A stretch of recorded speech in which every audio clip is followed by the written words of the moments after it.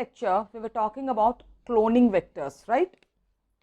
So our previous topic is cloning vectors. Now, under cloning vectors, we covered how plasmids act as vectors.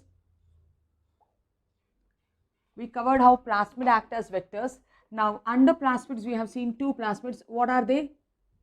PBr 322 we have seen, and PUC vectors we have seen. After that, we discussed about bacteriophages acting as vectors. This is a first vector. Then we discussed bacteriophages also acting as vectors. Either lambda bacteriophage or M13 bacteriophages will act as vectors. In the previous class, we discussed that lambda bacteriophages, which have 45 kilobase pairs of DNA inserts, in that it can take center filler DNA, you can remove and you can insert it. So, we discussed about plasmid also.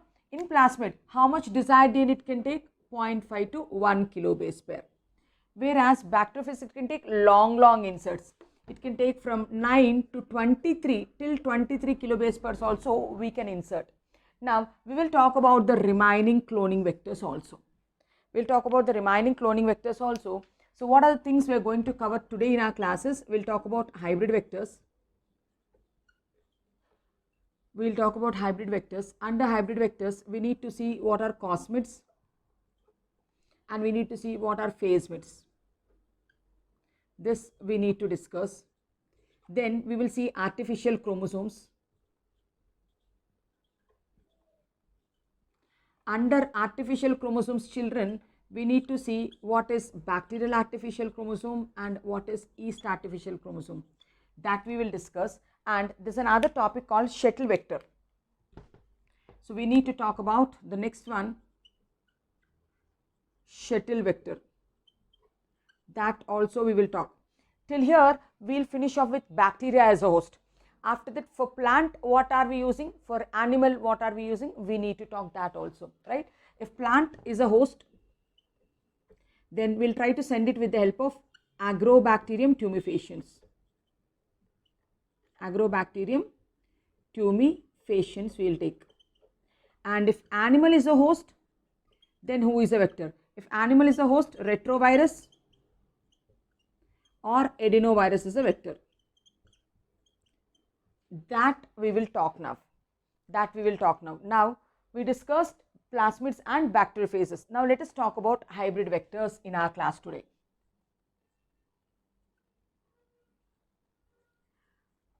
What do you mean by hybrid vector? Now, plasmids, they are bacterial genomes. Phasmids, they are viral genomes. If bacterial genome and viral genome are mixed together, then that is called hybrid vector. So, plasmid is present in bacteria. Bacteriophage means it is a viral genome. If these two are merged together, then that is called as a hybrid vector. The two types of hybrid vectors are cosmids and phasmids. What are the two types of hybrid vectors? One is cosmid and another one is phasmid. Now, we know that if we see a virus, in virus, like this, it has the DNA. This single stranded region of the virus is called cos site. It is called cohesive site. This region and this region, what is it called? It is called cos site, cohesive site. They are sticky, they are single stranded. If it is GGG here, CCC will be here. They can easily stick. Now, what is cosmid means? The name itself tells. Cosmid is a hybrid vector where we took the cos sites. We took the cos sites from whom? From the lambda phase, from the lambda bacteriophage. So, we took these cos sites, mid means plasmid, gave it to the plasmid. The cos sites from the lambda phase is joined to the plasmid. Cos sites of the lambda phase, when you join to the plasmid, it becomes a cosmid vector. So, since viral DNA is there, bacterial DNA is there, it is called hybrid vector. Since cos sites are there, this becomes the plasmid DNA. Plasmid DNA, you will make it straight here. This becomes the plasmid DNA and the cos sites are here.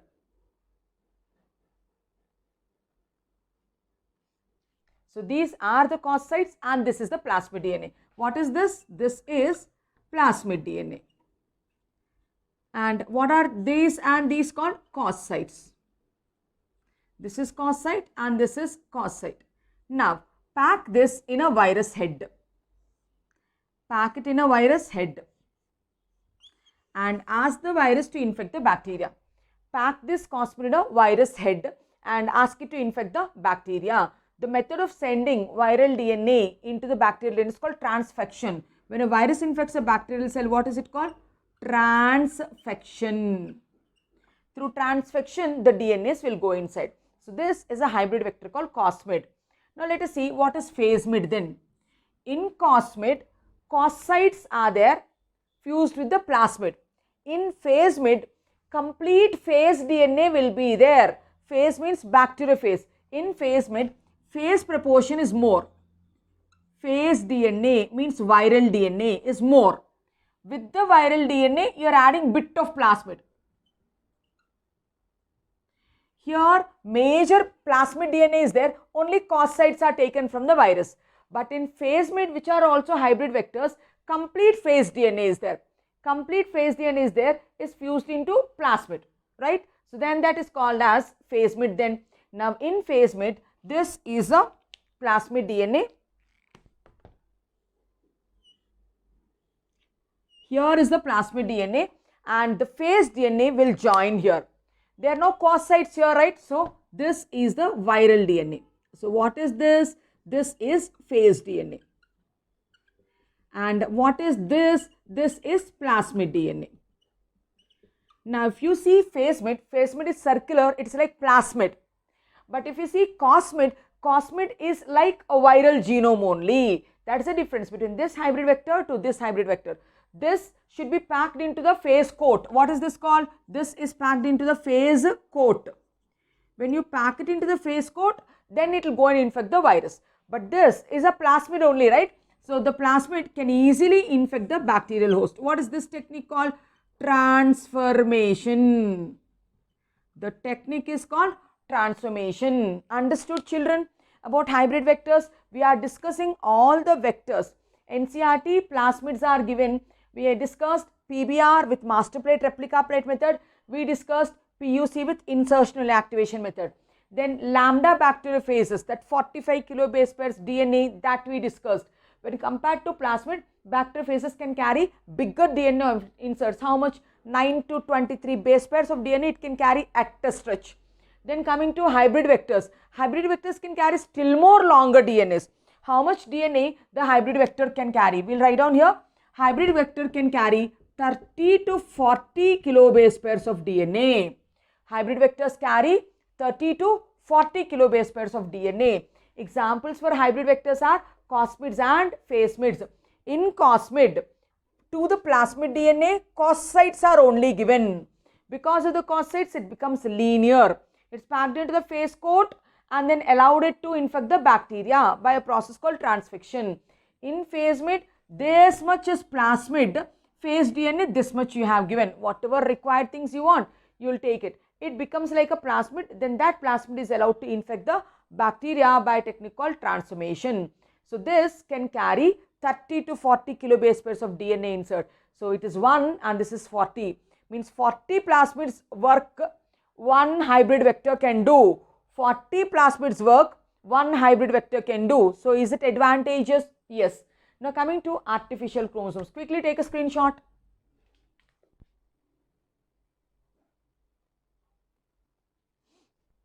Now artificial chromosomes, now we need to talk.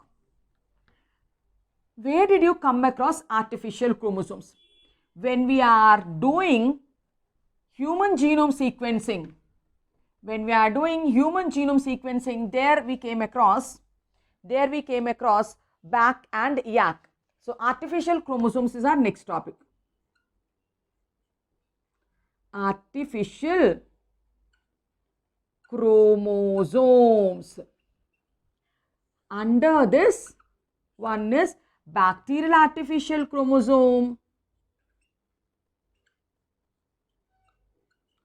and the other one is yeast artificial chromosome. One is bacterial artificial chromosome. The second one is yeast artificial chromosome. Back and yak usually we call them as. Now, these are chromosomes, means they will be bigger. So, back and yak can carry even bigger DNA inserts. Like back will carry 50 to 500 kilobase pairs of DNA inserts.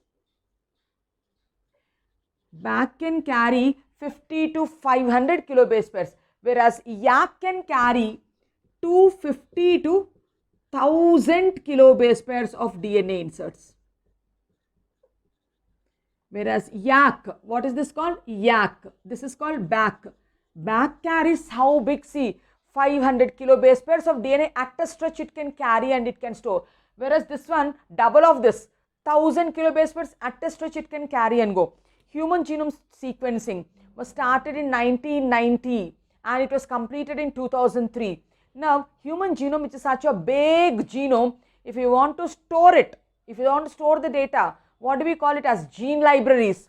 If you want to store the genes in the form of gene libraries, then you need a vector which can carry bigger inserts. So, it will be easy for the person to maintain one in which 1000 kilobase pairs are there. If you have to give the task to the plasmid, 1000 plasmids the person has to maintain. Whereas, if you go with one yeast, one yak can carry one stretch at a stretch, right? So, that is an advantage of back and yak. The only advantage is they can carry higher DNA inserts. This can carry 50 to 500, this can carry 250 to thousands. And where are they used? They are used for cloning larger DNA segments. What are the advantages? The advantages are, the first advantage is they can clone larger DNA segments. This is one advantage. And then I told, in human genome sequencing, we can store the data, right? It is used in genomic library constructions. It is used in gene mapping. We can tell that they can be used in genomic library construction. It can be used in genomic library construction and it can be used in gene mapping. It can be used in gene mapping. So, these are the places where we can use back and yak. So, they are, see, the name itself is telling, they are constructed from the chromosomes. Centromere regions and all, telomere regions and all, which are required for a chromosome, those regions are taken. Along with that, they will take antibiotic resistant markers like that. So, back will carry 500 kilobase pairs insert, means yak will carry 1000 kilobase pairs of insert. Means wherever longer DNAs are there, then we can use these as the vectors. Then to maintain a genomic library, then also we use back and yak. For gene mapping also we use back and yak. So, we finished artificial chromosomes also, hybrid vectors also. And artificial chromosomes, we told the insert size is 500 kilobase pairs here, 1000 kilobase pairs here. Now, let us talk about shuttle vectors. Then, what are shuttle vectors? We will talk here.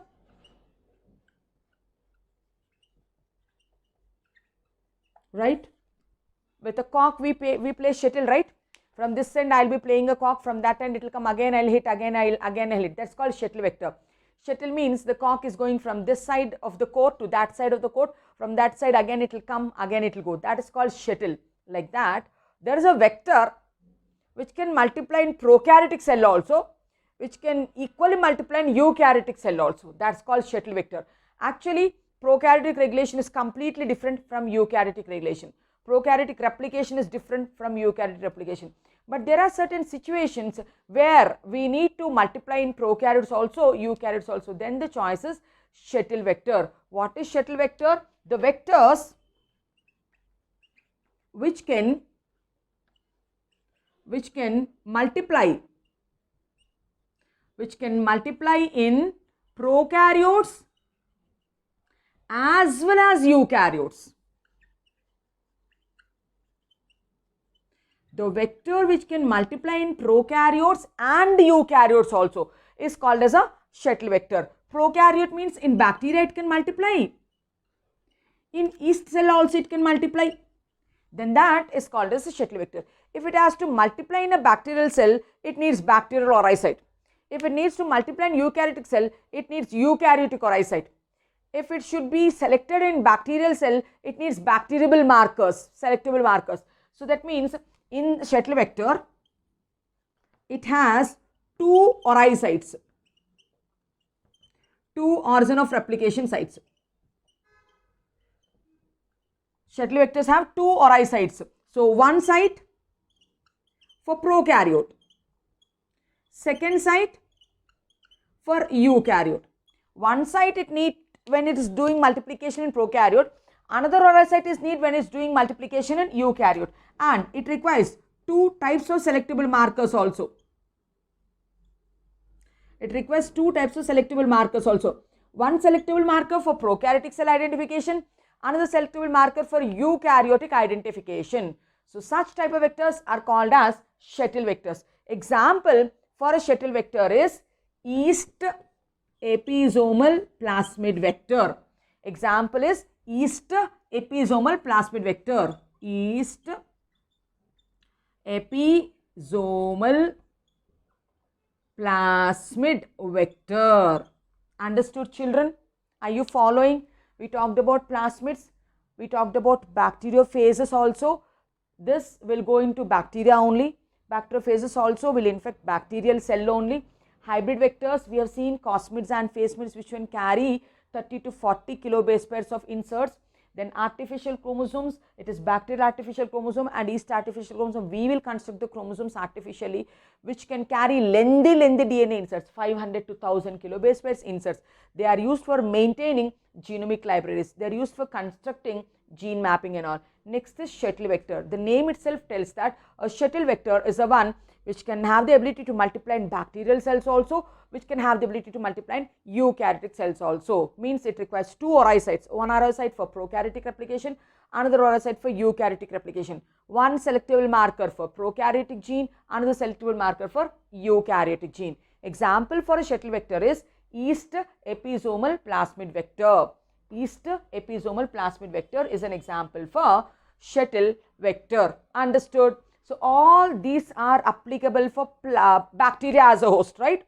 And one more thing is there. We will talk what is the difference from, oh, I forgot. I would have taken a screenshot.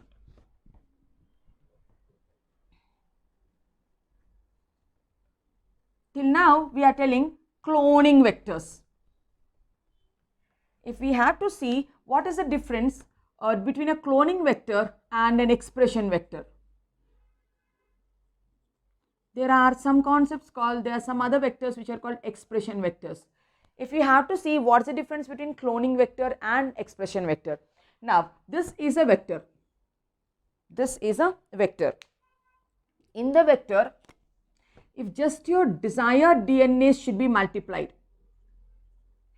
In your vector, if you have to produce number of genes, that's it. Gene cloning you need to do. If you need to do only gene cloning, if you want your desired DNA to make multiple number of copies, then the vector is called cloning vector.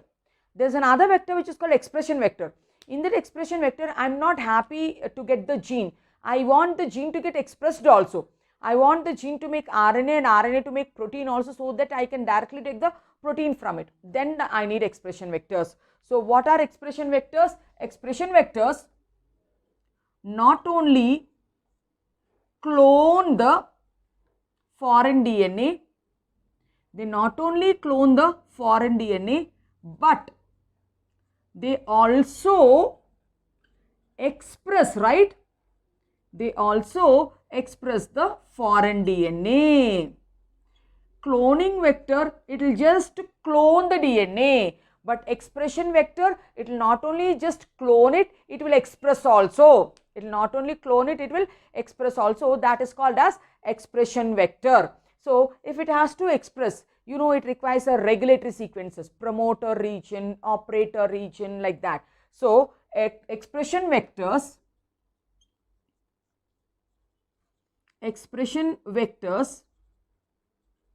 have additional regions.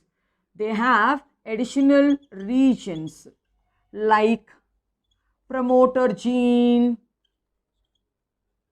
regulator gene, operator gene, like that. If a gene should undergo transcription translation, they are under control of promoter, operator and regulator. So these will have RI site ROB genes only, whereas expression vectors, they will have promoter regions also, regulator regions also, operator regions also. Then they are called as expression vectors. Understood? So we were discussing about expression vector also. Cloning vectors means which will just clone your DNA. Expression vector means after cloning, it will do transcription translation and it will make the protein also. It will make the protein also. Then we call them as expression vectors. Understood? So all this we discussed, which comes under bacteria. Now they will ask us, if plant is a host, how will you send the desired DNA? If animal is the host, how will you send the desired DNA? Let us see that also. If plant is the host. So if you want, take a screenshot.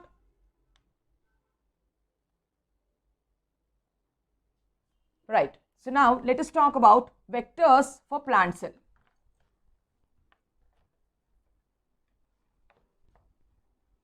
There is a soil bacteria. There is a soil bacteria. It is rod shaped. It is gram negative. There is a soil bacteria which is rod shaped. It is gram negative bacteria which is called Agrobacterium tumefaciens. What is the name of the bacteria? It is called Agrobacterium tumefaciens. This is a name of the bacteria. This bacteria can easily infect the dicot plants. So we are talking who will act as a vector to send the genes into a plant cell, right? So then we came to know about a bacteria called Agrobacterium tumefaciens. So this is a soil bacteria. It is a rod-shaped bacteria. It is a gram-negative bacteria. Now this Agrobacterium tumefaciens will easily infect the dicot plants. It can easily infect the dicot plants and cause Crohn gall disease. It causes tumor to the plant. So the Agrobacterium will cause Crohn gall disease. Where? In dicot plants. In dicot plants. Now let us take the bacteria. This is the bacteria. In gram negative bacteria. In that, this is a bacterial chromosome and it is having a plasmid. This Agrobacterium is having a plasmid. Now this plasmid is called TI plasmid. What is the plasmid of Agrobacterium called? TI plasmid. TI plasmid stands for tumor inducing plasmid. TI stands for tumor inducing plasmid. It stands for tumor inducing plasmid. Means it causes tumor. It causes tumor. So take the TI plasmid out from the bacteria. So what are we doing? So we are taking the TI plasmid. We have taken the TI plasmid. Okay, so what is this? This is TI plasmid. Now in the TI plasmid, this gene is called tDNA. TI stands for tumor inducing plasmid. In the TI plasmid, there is a DNA called tDNA. tDNA, it is tumor DNA. Tumor causing DNA. What is it called? It's called tumor causing DNA. Now, this Agrobacterium tumefaciens is called as natural genetic engineer. It is called natural genetic engineer. Why is it called natural genetic engineer? Means naturally it has an ability to transfer the TI plasmid. It will transfer the TI plasmid. It will transfer the tDNA, tumor causing DNA, to the plant. So it will transfer the tDNA to the plant. If you take a plant,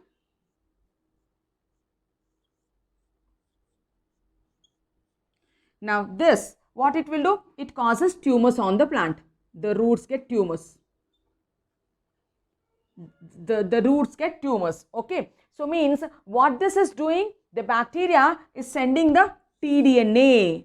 The bacteria is sending the tumor DNA into the plant. Since it is sending the tumor DNA into the plant, it's called natural genetic engineer. Now what are we doing? Take the TI plasmid and then we need to remove the tDNA out. So why is it able to cause the disease? Because it is having tDNA, tumor causing DNA. Can we remove the tumor causing DNA out? Yes. When you remove the tumor causing DNA out, what did we do? tDNA out, tumor DNA out. When you remove the tumor DNA out, then this plasmid is a good plasmid. It cannot cause any disease. So means you remove the arm, you remove the weapon of the TI plasmid. This step is called disarming the vector. This step is called disarming the vector. So the arm, the weapon of the TI plasmid is tDNA, that you removed it off. So then this is called disarming the vector. After disarming the vector, when you remove the tDNA, you got space. In this space, can we give our DNA, foreign DNA, desired DNA? Yes, you got some space. Bring your DNA, foreign DNA, whatever you want to give, you give it here. Then this becomes recombinant vector. This becomes a recombinant vector. Now, give this recombinant vector back into the bacteria. Give this recombinant vector back into the agrobacterium. Give it back into the agrobacterium tumefaciens. Now, in agrobacterium tumefaciens, now our DNA is there. In which place? In the place where tDNA is there, that place now our DNA is there. Now, this agrobacterium will now infect the plant, right? Agrobacterium is a natural genetic engineer. It has a natural ability to go and infect all the dicot plants. It will go and infect the dicot plant. Now, it has an ability, always it wants to send the tDNA. But here tDNA is not there. In that place, what is there? Your desired DNA is there. So, as usual, here it is sending tDNA. Now, it will send your DNA to the plant. Now, it will send your desired DNA to the plant. Since tDNA is not there, here the plant got Crohn-Gall disease. This plant got Crohn-Gall disease. But here, the plant is healthy because tDNA is out. So, no Crohn-Gall disease, but in the plant, your desired DNA is there. Whatever gene you want to send, that gene is there. So, that gene is there. Now, this plant, which is having new genes, is called as a transgenic plant. What is this plant called? This plant is called transgenic plant. This is called transgenic plant. So, if you want to send anything into a plant, cell, if plant is a host, how will you send? We will take the help of a bacteria called Agrobacterium tumefaciens. What is that bacteria? It is a soil bacteria present in the soil. It is a rod-shaped bacteria. It is a gram-negative bacteria. Its name is Agrobacterium tumefaciens. Why is it called Agrobacterium tumefaciens? To the agricultural dicot plants, it causes Crohn-Gall disease. It causes tumors in dicots. It doesn't have any effect on monocots, grasses, cereals and all those things. So, and this is the bacteria. It has a plasmid called TI plasmid. TI means tumor inducing plasmid. In the tumor inducing plasmid, it has a DNA which is called tDNA, tumor causing DNA. tDNA is called tumor causing DNA. So, this tumor, because of this tumor causing DNA, what the bacteria will do? Bacteria will send the tDNA to the plant. Bacteria will send the tDNA to the plant and causes Crohn-Gall disease. So, that is why it is called natural genetic engineer. It is naturally sending the genes. It is naturally sending the genes, but not good genes, right? It is sending cancerous genes, tumor causing genes. Now, what we have done, we understood the mechanism. We took the TI plasmid out. From the TI plasmid, what are the bad genes? tDNA, tumor causing DNA, remove it out.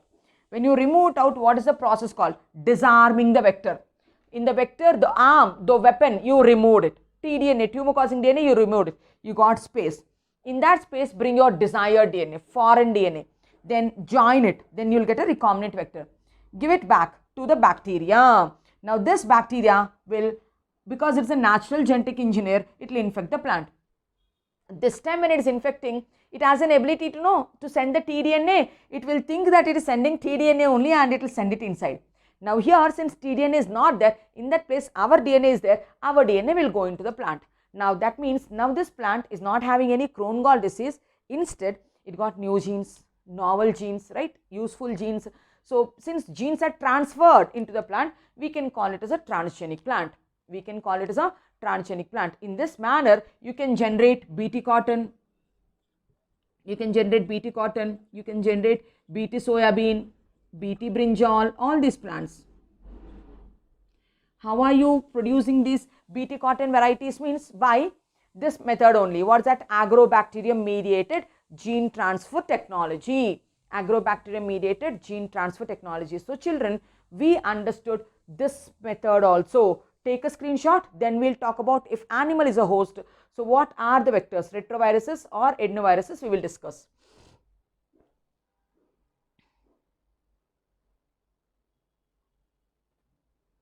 Yes. Now we are left with the last vector. What is that? Adenovirus or retrovirus. They act as vectors when animal is the host. So with this, we'll finish everything about vectors, right? We are with the last one now. So what is that? If animal is the host. If animal is the host, then who acts as vectors? Adenovirus. Adenovirus or retrovirus. Adenovirus or retrovirus acts as a vector, right? So adenoviruses and retroviruses can easily infect the animal cells. Retroviruses means which have RNA as the genome, which converts their RNA into DNA, are called retroviruses. Now retroviruses, they have an ability to transform normal cells into cancerous cells. Retroviruses have ability to transform. They have an ability to convert normal cells into cancerous cells. They have an ability to convert normal cells into cancerous cells. Now, they have an ability to easily infect the animal cell also. Now, can we do the same thing what we have done for agrobacterium? Now, identify the region which causes cancer, disarm, remove that DNA. Now, the virus becomes non-infective. Now, in that place, keep your foreign DNA. Then the virus can easily deliver your genes to the animal cell. So, that means retroviruses are also to be disarmed then. And now, if the retroviruses are disarmed, the way we have done for agrobacterium, so we need to disarm the retroviruses also. We need to disarm the retroviruses and remove. What we need to remove? We remove the cancer causing part, cancer causing gene.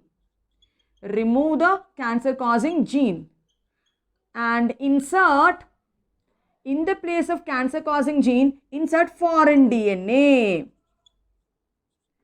Remove the cancer, the way you have done for agrobacterium, remove the cancer causing gene, in that place keep the foreign DNA, and now you can use it to deliver the desirable genes into animal cells. Insert the foreign DNA, and now the virus is used to deliver. The virus is now used to deliver the desired gene DNA or foreign DNA, desired DNA into the animal cell. Into the animal cell. Understood, children? If animal is a host, adenoviruses or retroviruses are the vectors. Retroviruses means which have RNA as the genome. They have RNA as the genome. By reverse transcription mechanism, they convert their RNA into DNA. They get integrated into the host. Now, these retroviruses, majority of the retroviruses will cause cancers. They convert the normal cells into cancerous cells, right? So, now what we have to do, if you have to use retrovirus, now in that retrovirus, remove the cancer causing part. When you remove the cancer causing part, the virus becomes non-pathogenic. We got space. In that space, keep the desired DNA, foreign DNA. Now the virus will act as a vector, act as a delivery boy to deliver your genes into the animal cell without causing any cancer. So disarming should be done for adenovirus and retrovirus also. Disarming should be done for agrobacterium also. With this, we finished everything in detail related to cloning vectors. We have done it in 3 lectures. Check all the 3 lectures clearly. So I just gave a list here. So this one we discussed, how much insert it can carry, what are the advantages. Bacteriophages, lambda bacteriophage having 45 kilobase pairs also we discussed, how much insert it can carry. Hybrid vectors which are made up of viral DNA and plasmid DNA, these two, how much they can carry. Artificial chromosomes, from the chromosomal DNA itself we will prepare, one for bacteria, one for yeast, how much they can carry, where are they used. Shuttle vectors which can act in prokaryotes also, which can act in eukaryotes also we discussed. Then if plant, it is agrobacterial mediated gene transfer technology. If it is animal, adenovirus or retroviruses. And I told you what is the difference between a cloning vector to an expression vector. Cloning vector will just clone your desired DNA to a large scale and it will give it to you. Whereas expression vector will even express the gene. It will make RNA, it will make protein also and it will give you. So to make RNA and protein, you need some additional sequences then in the vector, like promoter region, regulator region, operator region. If you give, you will get the desired protein directly. So children, I think you understood all the methods which are working with the vectors. In the next session, we will talk the techniques. Without vector also, you can send the DNA into the host.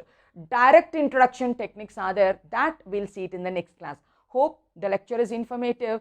If you like the content, share it with your friends and like, share and subscribe to my channel. Thank you.